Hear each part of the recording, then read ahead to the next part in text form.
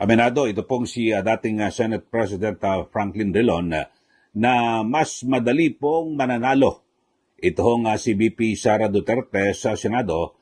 Ito'y kung sakaling tuluyan na pong maiakyat sa Senado ang articles of impeachment laban po kay VP Sara Duterte. At sa ngayon ay magkakaroon pa naman ho ng botohan sa plenaryo. Ito hong magiging committee report ng House Committee on Justice na kung saan ay kanilang indineklara na meron pong probable cause yung impeachment complaint laban po kay VP Sara. Pero sabi ho ni dating Senate President Franklin Drilon, mukhang mas okay ho yung naging estratehiya ng kampo ni VP Sara na kung saan ay hindi ho sila nagbigay ng mga kaukulan at karampatang mga ebidensya o sagot sa mga aligasyon dyan po sa House of Representatives dahil sa maaring ito ay inireserba po nila dyan po sa Senado. Kasi sa Senado ay kumbaga mas madali hong manalo doon Kakaunti lang ho kasi, di ba, 24 na senador o tinatawag ho na republika ang magdidesisyon lang. Samantalang dyan po sa mababang kapulungan ng Kongreso ay nasa mahigit sa 300 ang mga kongresista, bagamat 106 lang po ang kinakailangan o one-third para tuluyan na pong ma-impeach ito pong si VP Sara at yung articles of impeachment ay dalhin na po sa Senado.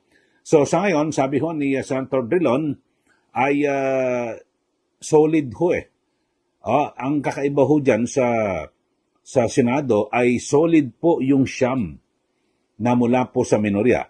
Ito hong siyam na bilang o boto ay ito'y makakapigil na po para makonvict yung isang may kaso ng impeachment tulad po ni VP Sara Duterte kasi ang kinakailangan po base po sa batas ay 2/3, ibig sabihin 16 senators ang boboto para po sa conviction. Pero kung hindi po sila makakuha dahil ngayon 15 lang nga po sila, di ba? 15 lang po yung nasa mayorya. Tapos ay siyam po yung nasa minorya na kung saan ay ito po ay pinangunahan ni Senator Alan Peter Cayetano bilang minority leader. Ito pong si Senator Dante Marcoleta, Joel Villanueva, Chis Escudero, Jinggoy Estrada, Bongo, Amy Marcos, Robin Padilla at Senator Bato de la Rosa. So siyam po yan, siyam po na mga senador ang talagang sa ngayon ay sinasabing ito po ay mga kaalyado ni VP Sara Duterte. So kung ito lang po ay mas magiging talagang sila po'y solid, wala na, tapos na po impeachment. Ito, panoorin po natin mga kababayan ang paliwanag ni dating Senate President Franklin Drilon patungkol ho rito na saan napipinto ho na pag-akyat ng impeachment case laban po kay VP Sara kung sakali na maaprobahan po sa plenaryo yung yung committee report ng House Committee on Justice. Ito, panoorin nyo mga kababayan at ito po yung interview ni Pinky Webb kay dating Senador Drilon sa Billionario News Channel. Panoorin natin mga kababayan. Within the Senate, let's present our evidence there. In other words, it is easier to get 9 Senate votes to dissent rather than have a majority in the House of Representatives to dismiss. In other words, you're saying it's easier for her to win in the Senate than in the House.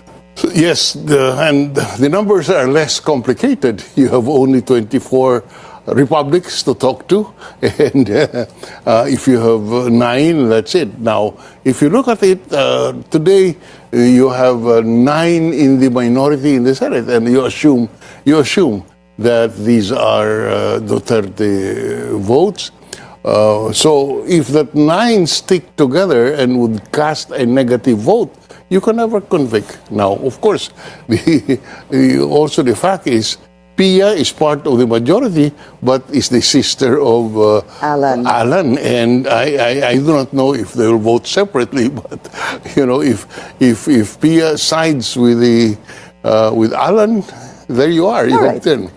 Yan po ang payag ni dating Senador Drilon at merong binabanggit ho siya na yung siyam na huyan, baka madagdagan pa ho Isa sa kanyang ehemplo mga kababayan ay ito pong si Senator Pia Cayetano na kung saan ay nasa panig po ng mayorya, di ba? 15 ho sila, baka maging 14, mabawasan pa ho sila. Dahil sa yung kanyang kapatid na si Senate Minority Leader Alan Cayetano ay nasa kabila, minorya.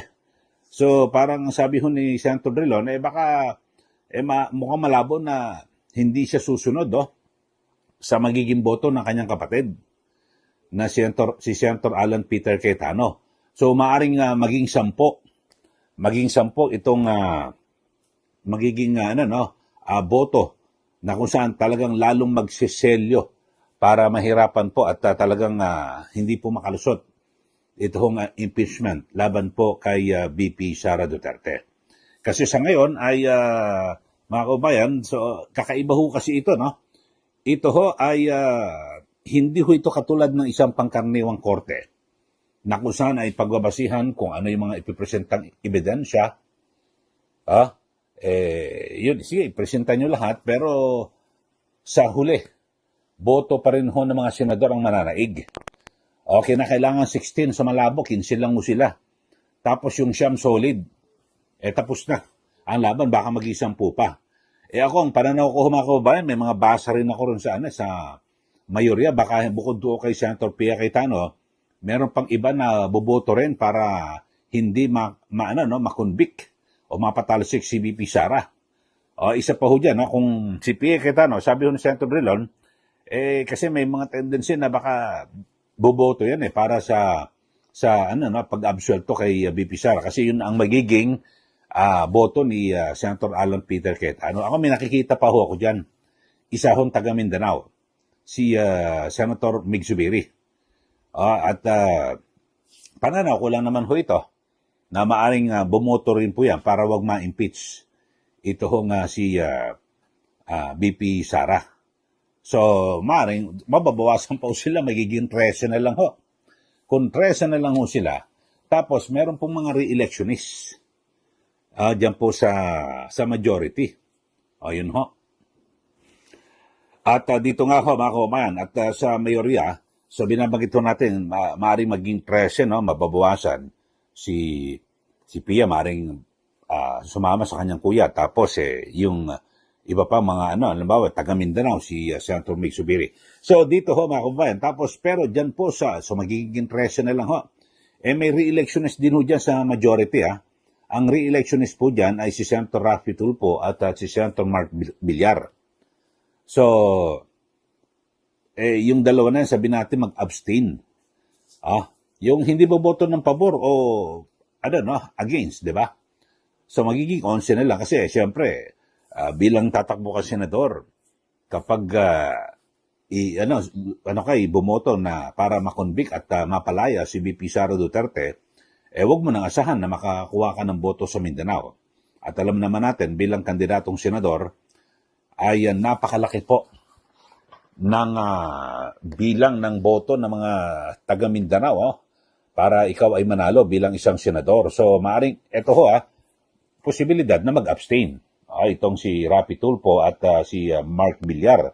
Sa panig po yan ng, ng mayorya. Tapos si JBL ito, siya rin po ay re-electionist.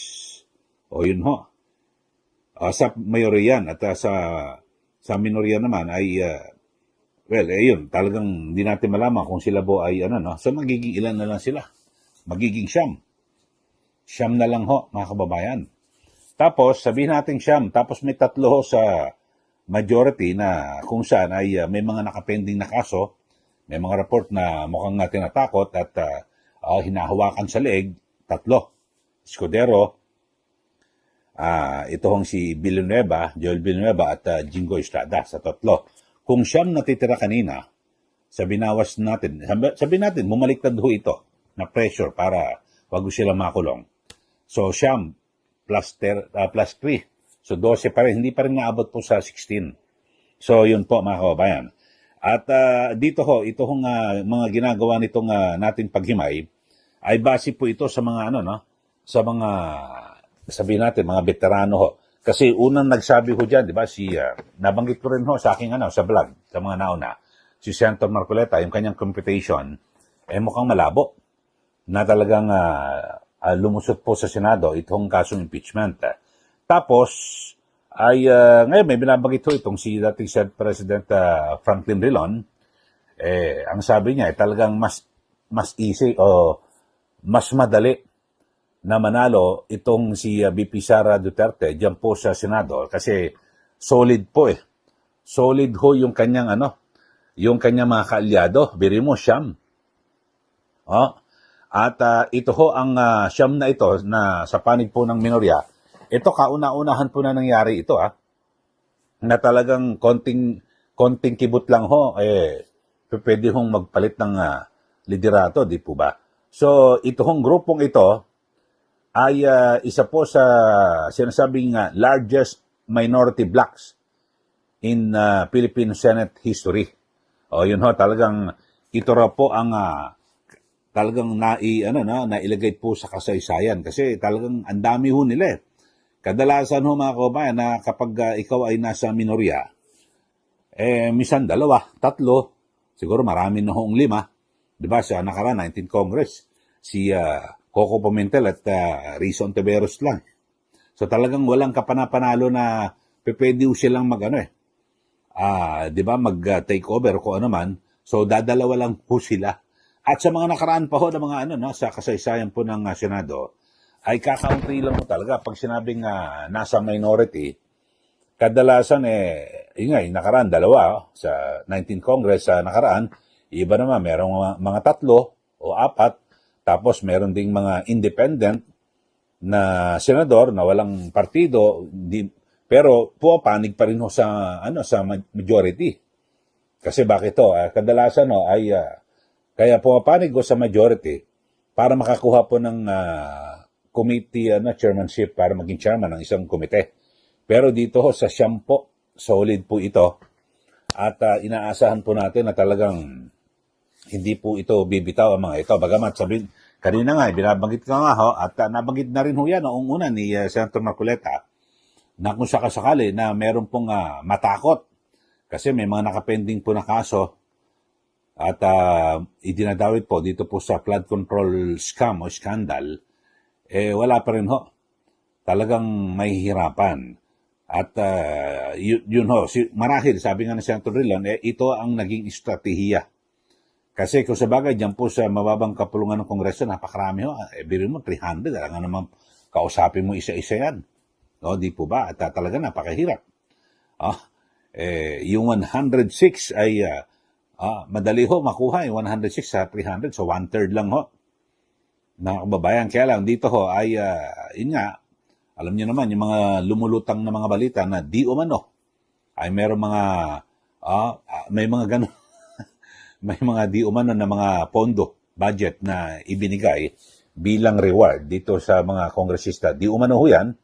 At di ba yung isa natin vlog ay 1.3 billion pesos di umano ang budget at parang lumilitaw na appearance fee dito po sa mga senador, sa mga kongresista na kapag ikaw ay dumalo sa pagdinig ng House Committee on Justice, ayos ka na. May allowance ka na. 650 million. Magkano yon? Kasi 650 million daw ang ulat sa Abante ang sinasabing ibinigay o inilaang budget.